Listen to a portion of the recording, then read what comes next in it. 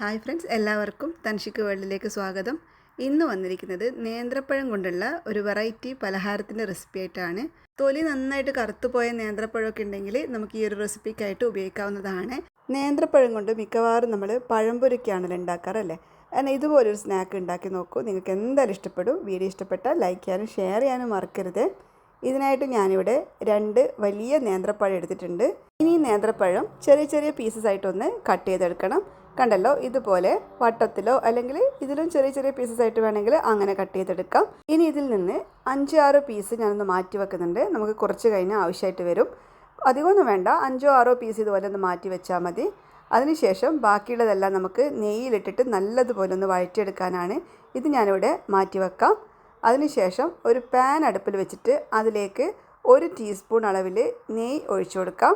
പിന്നീട് ഇതിലേക്ക് നമ്മൾ കട്ട് ചെയ്ത് വെച്ചിരിക്കുന്ന നേന്ത്രപ്പഴം ഇട്ട് കൊടുക്കാം. അതിനുശേഷം ഇത് നല്ലതുപോലെ ഒന്നിങ്ങനെ വഴറ്റിയെടുക്കാനുള്ളതാണ്. തൊലി നന്നായിട്ട് കറുത്ത നേന്ത്രപ്പഴമൊക്കെ ആണെങ്കിൽ വളരെ പെട്ടെന്ന് തന്നെ നമുക്കിങ്ങനെ വഴന്ന് കിട്ടുന്നതായിരിക്കും. ഈ ഒരു റെസിപ്പി ഉണ്ടാക്കാനായിട്ട് നല്ല പഴുത്ത പഴം തന്നെ എടുക്കുന്നതായിരിക്കും നല്ലത്. ഇനി ഈ പഴം നല്ലതുപോലെ ഒന്ന് സോഫ്റ്റ് ആവുന്നത് വരെ ഒന്നിങ്ങനെ വഴറ്റി കൊടുക്കാം. 1 ടേബിൾ സ്പൂൺ നെയ്യ് വരെയൊക്കെ നിങ്ങൾക്ക് എടുക്കാവുന്നതാണ്. നെയ്യുടെ ഫ്ലേവർ നന്നായിട്ട് വേണമെന്നാണെങ്കിൽ ഇതിലും കുറച്ചുകൂടി നെയ്യ് എടുക്കാവുന്നതാണ്. ഇനി ഇത് നന്നായിട്ട് വഴന്ന് കിട്ടാനായിട്ട് ഞാൻ ഇതിലോട്ട് 1 ടേബിൾ സ്പൂൺ അളവിൽ പഞ്ചസാര ചേർത്ത് കൊടുക്കുകയാണ്.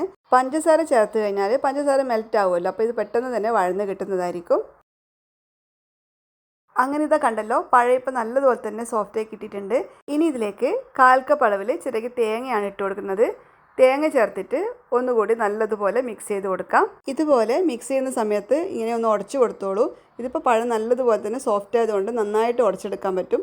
നല്ലതുപോലെ ഒന്ന് ഉടച്ചു കൊടുത്തുകൊണ്ട് നമുക്കിങ്ങനെ വഴറ്റി കൊടുക്കാം. ഇനി ഞാൻ ഇതിലേക്ക് ചേർത്ത് കൊടുക്കുന്നത് അവിലാണ്. വെള്ള അവിലാണ് ഞാൻ ചേർത്ത് കൊടുക്കുന്നത്. കനം കുറഞ്ഞ വെളുത്ത അവിലുണ്ടാവുമല്ലോ, അതാണ് ചേർത്ത് കൊടുത്തിട്ടുള്ളത്. അതാവുമ്പോൾ ഇതുപോലെ നല്ലതുപോലെ നമുക്ക് മിക്സ് ചെയ്തെടുക്കാൻ പറ്റും.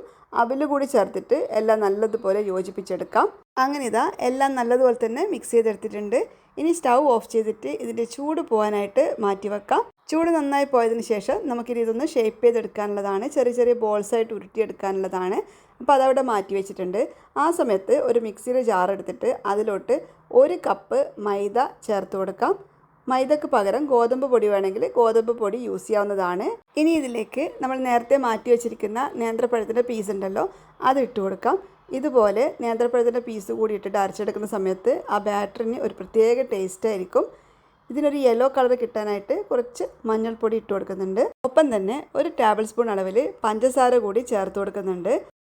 ഇനി ഇത് അരച്ചെടുക്കാനായിട്ട് ഞാൻ ഇതിലേക്ക് 1/2 കപ്പ് അളവിൽ പാല് ചേർത്ത് കൊടുക്കുന്നുണ്ട്. പശുവിൻ പാലാണ് ഞാൻ ചേർത്ത് കൊടുക്കുന്നത്. അതിന് പകരമായിട്ട് തേങ്ങാപ്പാൽ വേണമെങ്കിൽ തേങ്ങാപ്പാൽ യൂസ് ചെയ്യാം. ഇനി അതല്ല, പാലില്ലാതെ വെള്ളം മാത്രം യൂസ് ചെയ്തിട്ട് നമുക്കിത് അരച്ചെടുക്കാം. ഞാനിവിടെ 1/2 കപ്പ് പാല് ചേർത്തിട്ട് ആദ്യം ഒന്ന് നല്ലതുപോലെ മിക്സ് ചെയ്ത് നോക്കുന്നുണ്ട്. എന്നിട്ട് ആവശ്യത്തിന് വെള്ളം കൂടി ഒഴിച്ചു കൊടുക്കുകയാണ്. ഇനി നമുക്കിത് നല്ലതുപോലെ ഒന്ന് അരച്ചെടുക്കണം. അരക്കുന്നതിനേക്കാളും മുന്നേ ഒന്ന് നല്ലതുപോലെ മിക്സ് ചെയ്ത് കൊടുക്കാം. അങ്ങനെയാകുമ്പോൾ നമുക്ക് വളരെ പെട്ടെന്ന് തന്നെ ഇത് അരച്ചെടുക്കാൻ പറ്റുന്നതായിരിക്കും. ഇനി ഇത് നല്ലതുപോലെ ഒന്ന് അരച്ചെടുക്കാം. അങ്ങനെ ഇതാ ഇതിപ്പോൾ ഇവിടെ നല്ലതുപോലെ അരച്ചെടുത്തിട്ടുണ്ട്. കണ്ടല്ലോ, ഈ ഒരു കൺസിസ്റ്റൻസിയിലാണ് നമുക്ക് ബാറ്റർ വേണ്ടത്. ഈ ഒരു സമയം കൊണ്ട് നമ്മൾ നേരത്തെ തയ്യാറാക്കി വെച്ചിരിക്കുന്ന പഴത്തിൻ്റെ മിക്സ് ഉണ്ടല്ലോ, അത് നല്ലതുപോലെ ചൂടൊക്കെ മാറി കിട്ടിയിട്ടുണ്ട്. ഇനി ഇത് കൈകൊണ്ട് നല്ലതുപോലെ ഒന്ന് കുഴച്ച് കൊടുക്കാം. കുറച്ച് എണ്ണ കയ്യിൽ തടവിയിട്ട് വേണമെങ്കിൽ ഒന്ന് കുഴച്ച് കൊടുത്താലും മതി. നല്ലതുപോലെ തന്നെ ഒന്ന് കുഴച്ചെടുക്കണം. എന്തെങ്കിലും കട്ടകളൊക്കെ ഉണ്ടെങ്കിൽ അതുകൂടി ഉടച്ചുകൊണ്ട് നല്ലതുപോലെ ഒന്ന് കുഴച്ചെടുക്കാം. ഇനി ഇതിൽ നിന്ന് കുറച്ചായി എടുത്തിട്ട് നമുക്കൊന്ന് ഉരുട്ടി ഷേപ്പ് ചെയ്തെടുക്കാം. കുഞ്ഞു കുഞ്ഞു ബോൾസായിട്ടൊന്ന് ഷേപ്പ് ചെയ്തെടുക്കണം. അപ്പോൾ ഇത് കണ്ടല്ലോ, കുറച്ചെടുത്തിട്ട് കൈയുടെ അടിയിൽ വെച്ചിട്ട് ഇതുപോലെ ഒന്ന് ഉരുട്ടി ചെറിയ ചെറിയ ബോൾസായിട്ട് ഷേപ്പ് ചെയ്തെടുക്കാം. ഇതുപോലെ ബാക്കിയുള്ളതെല്ലാം ചെയ്തെടുക്കാം.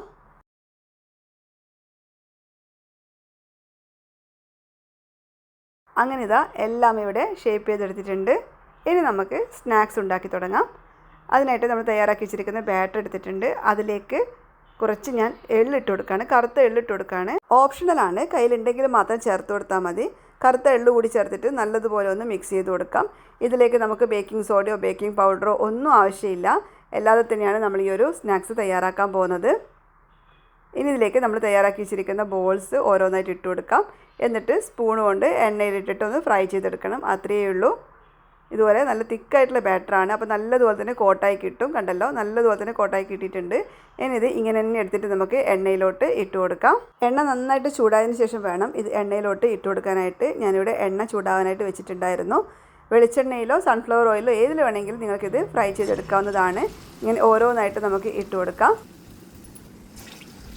നമ്മൾ ഫ്രൈ ചെയ്യാനായിട്ട് എടുക്കുന്ന പാത്രത്തിൻ്റെ വലുപ്പത്തിനനുസരിച്ചിട്ട് നമുക്ക് എത്ര വേണമെങ്കിലും ഇട്ടിട്ട് ഫ്രൈ ചെയ്തെടുക്കാവുന്നതാണ്.